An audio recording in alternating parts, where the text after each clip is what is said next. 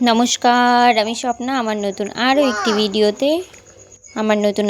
ভিডিওতে আপনাদের স্বাগত জানিয়ে আমি আজকের ভিডিওটি শুরু করছি। আমার ঘুম ভাঙে ওই ব্রহ্ম মুহূর্তে, আর উঠে আমি সবার আগে গরম জল খেয়ে নিই। গরম জল খেয়ে তারপর আমার বাসি কাজ সারি, ঘর ঝাড় দেওয়া, তারপর উঠোনটাকে ঝাড় দেওয়া।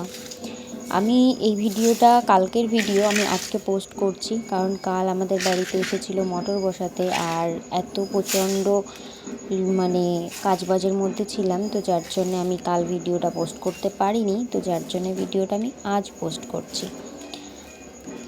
তো যাই হোক, সকালে উঠে ঘর ঝাড় দিয়ে, উঠোনটাকে ঝাড় দিয়ে তারপর আমি যাব স্নানে। আর বলা হয় যে ব্রহ্ম মুহূর্তে উঠে আপনি যে কাজটাই করেন সেটা সফল হয়। আপনি যদি ঠাকুরের নাম করেন সেটা, আপনি যদি ব্যায়াম করেন, শরীর চর্চা করেন, সেটাও আপনার শরীর ভালো থাকবে। যদি আপনি প্রাণায়াম করেন আপনার প্রাণ শক্তি বাড়বে। তো সেরকমই শারীরিক, মানসিক এবং আধ্যাত্মিক উন্নতি ঘটে যদি আপনি ব্রহ্ম মুহূর্তে ঘুম থেকে উঠে আপনি আপনার দিনের শুরুটা খুব ভালোভাবে শান্তির সাথে করতে পারেন। যেরকম এক্সারসাইজ, মেডিটেশন, প্রাণায়াম, এগুলো থেকে যদি আপনার দিনটা শুরু হয় তবে দেখবেন পুরো দিনটাই আপনার কত সুন্দর করে কাটছে।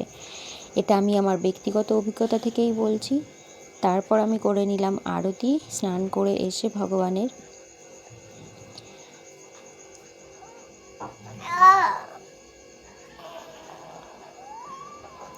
আর বাইরে কিন্তু তখনও ভোরের আলো ফোটেনি, আর হয়তো এখনও অনেকেই গভীর নিদ্রায় মগ্ন, কারণ তাদের কাছে এখনও রাত্রির, আর আমার কাছে এখন সকাল।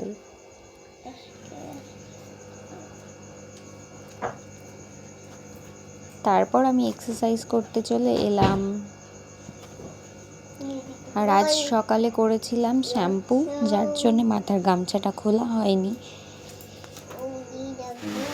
তারপর আমি অনুলোম বিলোম করি, ওই 5 মিনিট মতোই করার চেষ্টা করি আর কি। কখনো কখনো বেশিও হয়ে যায়। আপনি যতক্ষণ চেষ্টা করবেন, যেটা বেশিক্ষণ করা যায় ততই শরীর ভালো থাকবে আপনার।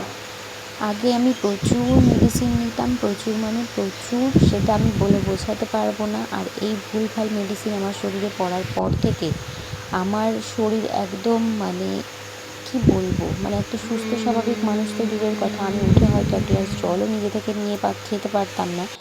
আর এখন ব্রহ্ম মুহূর্তে উঠে আমি সমস্ত কাজই একা করি। কোথায় হাঁটতে না ঘুরতে? ঘুরতে কোথায়? কোথায়?